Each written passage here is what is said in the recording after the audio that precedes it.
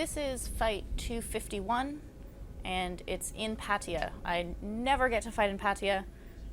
This is at a stadium that's fairly new, within the last, I think, year and a half, 2 years. It's called JF Boxing and Muay Thai. And they kind of have followed in Max Muay Thai's lead in that they have 3-round fights, and it's kind of called Muay Thai entertainment rather than actually being Muay Thai. So the fights are short, only 3 rounds. They really want to like drive the action. So it's kind of a hybrid between kickboxing and Muay Thai in that you can still fight from your experience as a Muay Thai fighter and be kind of evasive and retreating and just kind of like keeping a lead as though you just chopped off the first 2 rounds of a regular Muay Thai fight, whereas at Max Muay Thai you have to go forward the whole time. But it's also like a kickboxing fight in that you've truncated the fight and it's only 3 rounds. And the audience for whom these fights are happening is largely part of like Chinese tour packages. It's a weird experience for me. If you look at this stadium, this is just half of it. It was actually packed like all the way around. Everyone in there is part of a Chinese tour group. So Kevin's panning through, and this guy in the middle of the ring making all the announcements, it's all in Chinese. And I was laughing to myself because I've been in Thailand for 7 years now, fighting, and my Thai has just gotten better over those years. But it's been many years since I've been at a fight and not been able to understand what's being said by the announcer, anything that's going on around me. I was laughing really hard because it used to be that you would go to like a festival fight and the announcer would be speaking in Thai and saying all kinds of things, and you'd have to wait for your corner to be like, they're saying to go up on the stage now, or like they're saying you're the next fight, or whatever the thing is. I've been able to understand that for many years now, but it's all in Chinese. So I was like looking to the guy who was helping us put our robes on and stuff to be like, do we stand up now? Do we like go down now? I have no idea what's going on. They do 2, sometimes 3 fight like sets per night. So this is what's crazy about this, is that they only have 3 fights per show. So on my set, starting at 5 p.m., there was my fight and then 2 fights after mine. Then they clear out the entire stadium and start again with another set of 3. So it's actually like built for tour groups and an audience that has a very short attention span. There's a stadium up in Chiang Mai that Kevin and I call the Roadhouse. It's Chiang Mai Boxing Stadium, and it's also largely fed by like Chinese tour bus groups coming in, and they have like I think they have like 6 to 9 fights per card, but you'll see like half the audience leave in the middle of the show because they really only have the attention span for like 3 or 4 fights. So what JF has done is they just have split it up brilliantly so that they can just maximize the turnout. It's like being able to turn over a table at a restaurant really fast. So that's the way that JF works. My opponent is someone who has fought in this format and at this stadium before. She's actually a trainer, I think, at the JF Boxing gym. They have a gym like around the back that's massive. So she's familiar with this format and she's familiar with fighting here. And she was really good at like performing and like getting the audience hyped between rounds and things like that. It's not something that I'm used to. I haven't fought a 3-round fight in quite a while. I don't like them. Not only is it not conducive to my style, but I literally just don't like the shortened feeling of the fight. But so all the lights are going, they're giving the like intro. So that's me and my opponent at the bottom of the screen, and we're wearing these robes that come with the everything that comes with the stadium. I had to wear their shorts, although some other fighters on the same card didn't. I don't know how that works.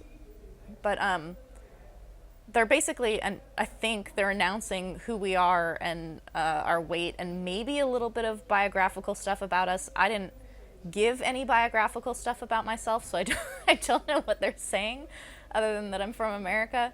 I actually had a different opponent set up, and when I came to the stadium, that opponent was not able to fight me, and so they put in another one. This one is about the same size as the women who I normally am fighting. I think their scale was off, so I think that she probably weighs at about 53, 54, something like that. And again, I was just standing there with this, there's a guy between us who's like holding our gloves, like so that he can raise our hands as each of us are being introduced and stuff, and I just had no idea what was going on because it's all in Chinese. So you have to walk down these long stairs, and when you're sitting up there waiting for your fight, people are coming over and taking selfies with you the whole time. I'm used to that after fights, not so much before. And then they have like all kinds of like flashing lights and like throwing t-shirts into the audience and things like this. But they actually have it because it's a show that they put on like 3 times a night. It's got this kind of like, you know, Vegas show kind of thing going on. They're super like organized. They have their thing down. They do it every day. Here's my opponent coming down. Her name is Duuglas-Ittu. I actually don't know what pit means, but gulab is a rose, so she's some kind of rose is her fight name. And she was solid, man. She's the same size as many of my opponents, but short and like really muscly. Her legs were enormous, but like strong, super, super strong. And it's also interesting to me because I've been in Pattaya for a long time, and in my 5 years here, I haven't fought in Pattaya that many times, but I've been to all of the stadia with my gym or me fighting or any of these things. And so you end up seeing like the same people kind of moving their show around. Max Muay Thai, the stadium, building the stadium for Max Muay Thai and it being on TV kind of killed the local scene in Pattaya for real Muay Thai. And so a lot of the promoters who were promoting at Tepasit, which maybe, I don't know, 7-8 years ago was like a really nice, you could get really good fights at Tepasit. I think it was on TV sometimes. Those same promoters and people have been moving around like trying to reestablish themselves, and a lot of them were here at JF. So they just kind of have followed the Max format because that's what seems to be making money.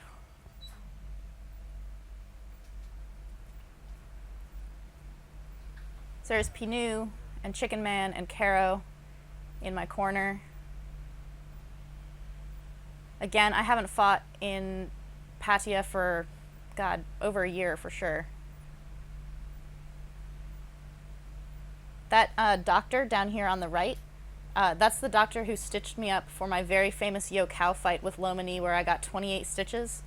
That was one of maybe my second fight in Pattaya ever. I wasn't even really a Petrung fighter yet. It was the first time Kevin and I made a trip down. And he smiles and comes over and inspects his work. Even now, 5 years later, he comes and looks at my face. He's very sweet. He's always very happy to see me, and I'm always very respectful when I see him. He took care of me very well back then. So people still come up to me and act as though that Yo Cow fight just happened. It was a solid 5 years ago.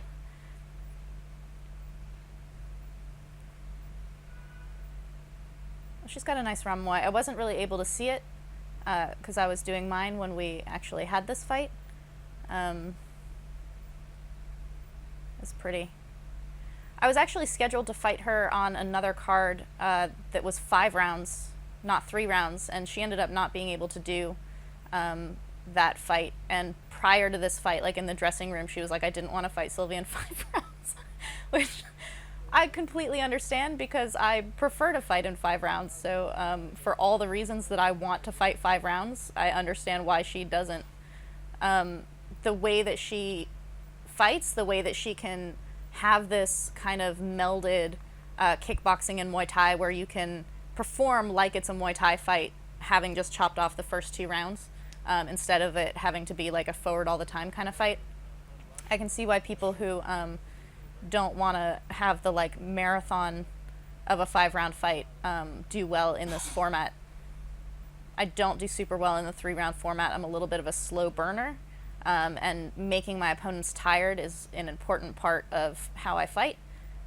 She just broke an arrow and threw it in the air, but I fired no arrow at her, so I don't really know what that is.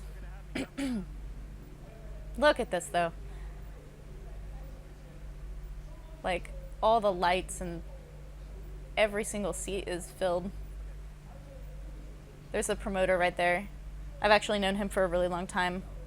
He used to come over to Omi-kun Gym when I was there many years ago, and now he's at Fairtex, or the last time I checked he was at Fairtex. Pattaya has quite a number of gyms, and they're all kind of like, I don't know, people move between them and know each other. Pattaya is mistaken for a big city, but it's actually kind of got a small town thing about it. So I knew that in a 3-round fight I had to come forward straight away. I underestimated my opponent for sure. She had super, super heavy leg kicks that she was very good at firing on my step forward. So I knew I had to come forward, but right now I'm kind of playing a point game. Like I'm tagging her and staying back. Because it's a 3-round fight, I honestly should do what. So in a 3-round fight, I really need to be pushing forward all the time, not point fighting the way that I started that out. She was pretty strong when I grabbed her for the clinch. She didn't move a lot, but she was hard to move. Like, she was strong. I like this lead leg kick that I've been using. I got this from Pinu, and it's, if you're fighting another Orthodox fighter, it's to their open side, so it's actually a really nice kick. She just got my leg good and then nailed it again, like straight away. She totally has a use for that low kick and these knees. They don't, those low kicks don't score just in and of themselves because a low kick is not a high scoring point, but because she's breaking my posture, they're scoring for sure. See how she's kind of snuffing my leg by putting her leg on the inside as I'm trying to turn her? That's good counter clinching. Now I'm trying to bounce that front leg to protect it a little bit because she keeps tagging me on it on my way in. I should actually be teeping her with it, but I'm a little bit too far away. She's got a really nice step knee as well. When she bars like that so hard and she's bigger, I can't really turn her when she's trying to wall of China me.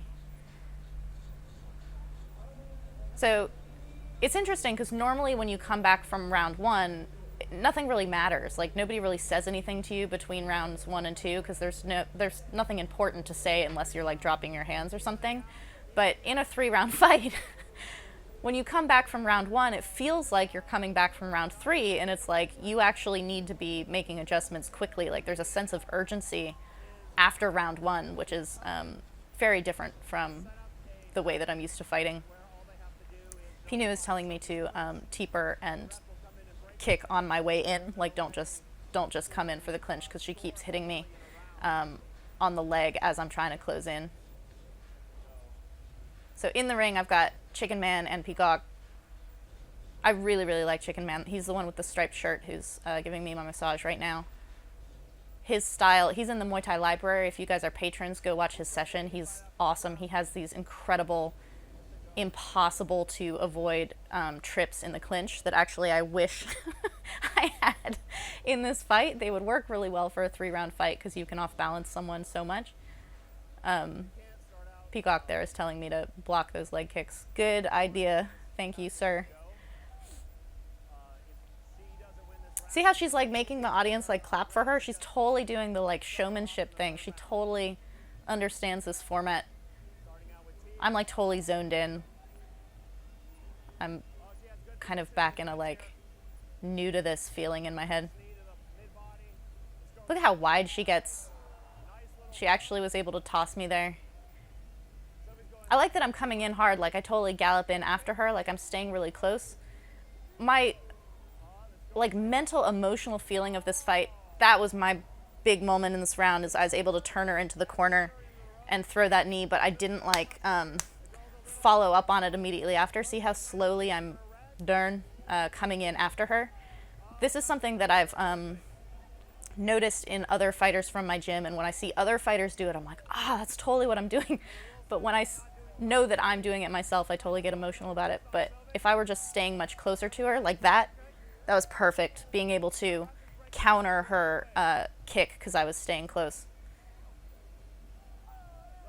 Oh, her back up, post, and fire is really good. So when you fight someone like that, you just have to keep them from posting.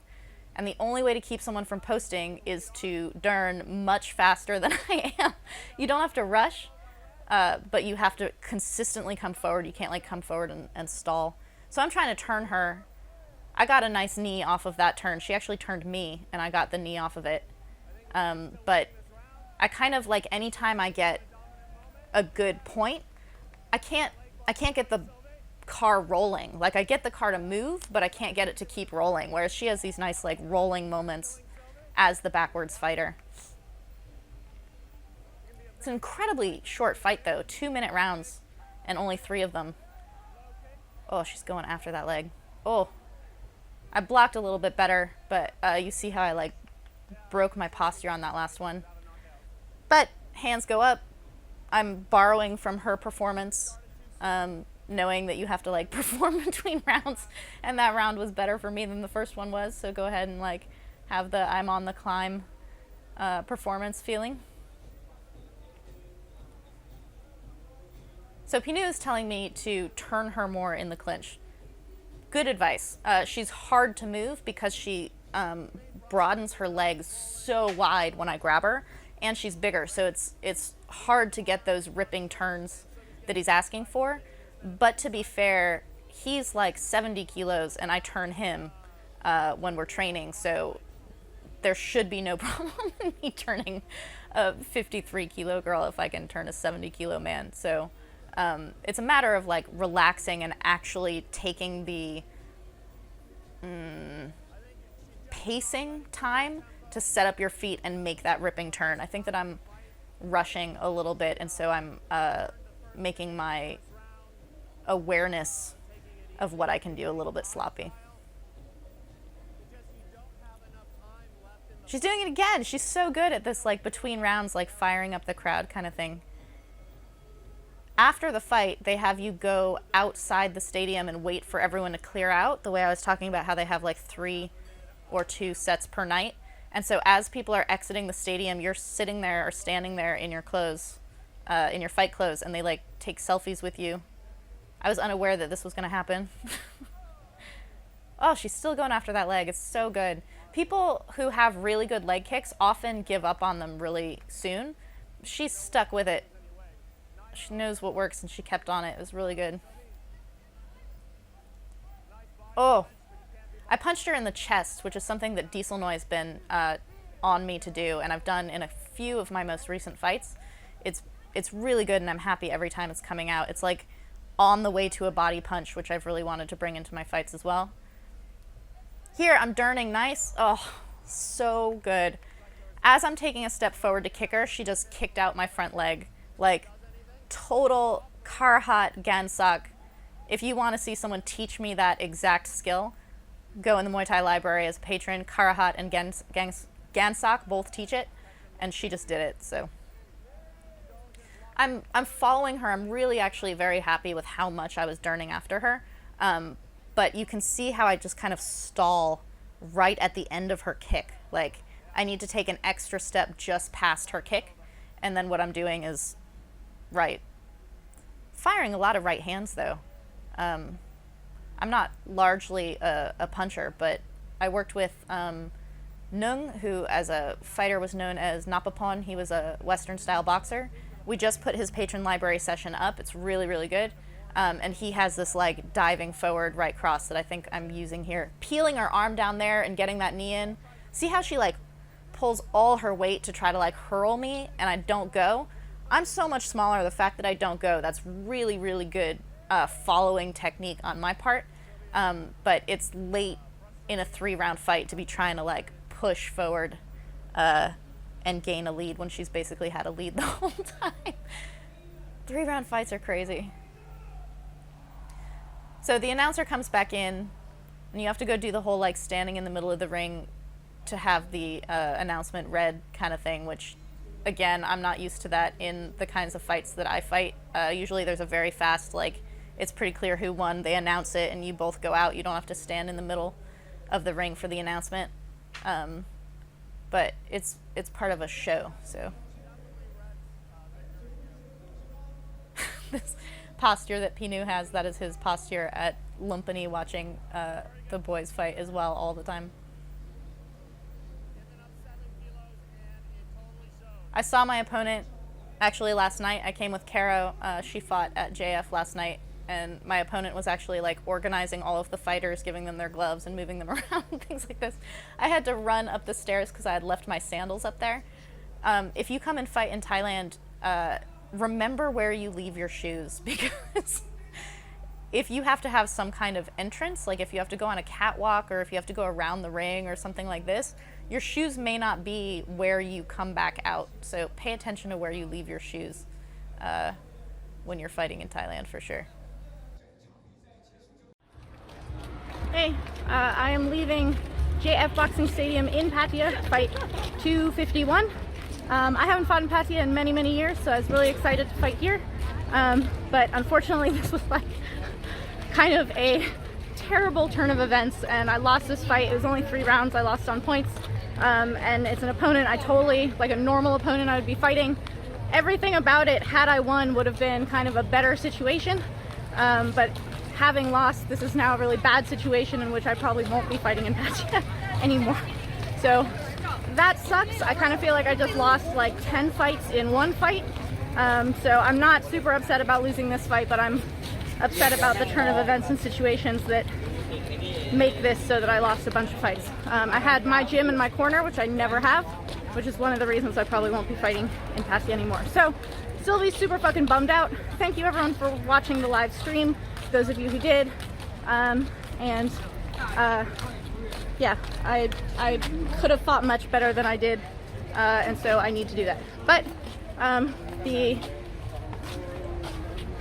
words coming from my actual cornermen, who are the people who train me, were actually not super chastising. I think that'll come later. So yeah, driving Kevin home, and it's nice to have only a 5-minute drive home instead of a 10-hour drive home. Talk to you guys later.